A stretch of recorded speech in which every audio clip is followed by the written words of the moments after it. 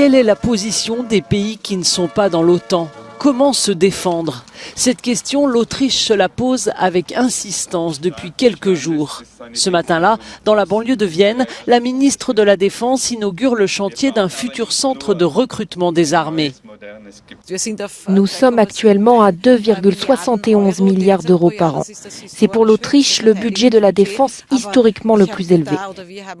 Mais ne nous leurrons pas, cela ne suffit certainement pas à rattraper des décennies de négligence. Pour l'Autriche non alignée, l'adhésion à l'OTAN était jusqu'à présent hors de question. En fait, la neutralité éternelle est célébrée comme la fête nationale de la République alpine, avec des parades militaires qui ne parviennent pas à dissimuler le faible budget de défense de l'Autriche. Les pays tout aussi neutres que sont la Finlande et la Suède consacrent près d'1,5% de leur PIB à la défense nationale. L'Autriche, avec 0,6%, dépense moins de la moitié de ce montant. L'Irlande est lanterne rouge. Matériel vieillot, trop peu de pièces de rechange et pas assez de personnel. Martin Rosenkrantz, journaliste militaire, suit depuis des décennies les mesures d'austérité de l'armée autrichienne. Selon lui, il n'y a rien à opposer à Vladimir Poutine. Toutes ces dernières années, lorsque l'Autriche a voulu acheter des armes, elle a choisi des armes avec une puissance de frappe militaire aussi faible que possible. Pour garantir une meilleure capacité militaire, au moins à moyen terme, le gouvernement étudie actuellement les possibilités d'investir plus. La guerre en Ukraine, qui n'est qu'à 400 km de Vienne, a provoqué un changement de position de l'Autriche. Au lieu de ses bonnes relations traditionnelles avec la Russie, la République alpine joint désormais ses efforts à ceux de l'Occident. Mais il reste à savoir si et à quelle vitesse l'Autriche mettra en place une véritable défense nationale. Johannes Blechberger, Euronews, Wien.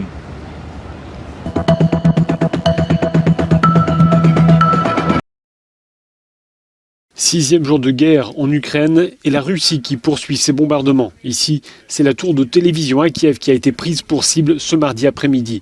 Une frappe aérienne qui a coûté la vie à plusieurs personnes. Les bombardements continuent sur Kharkiv, deuxième ville du pays, près de la frontière avec la Russie. Et si l'armée russe assure ne cibler que des sites militaires, des bombes ont touché des immeubles d'habitation. La liste des morts continue ainsi de s'allonger sans qu'on ait de chiffres vérifiables. Kiev parle de plus de 350 civils tués. Mais ni les Russes ni les Ukrainiens ne précisent les pertes militaires.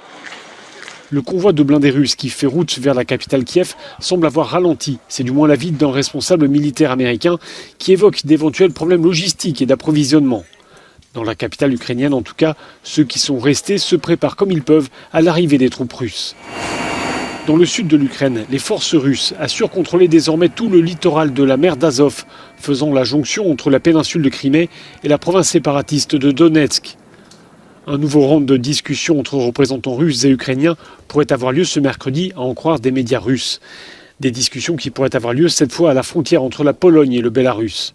Les premières discussions ce lundi ont été infructueuses.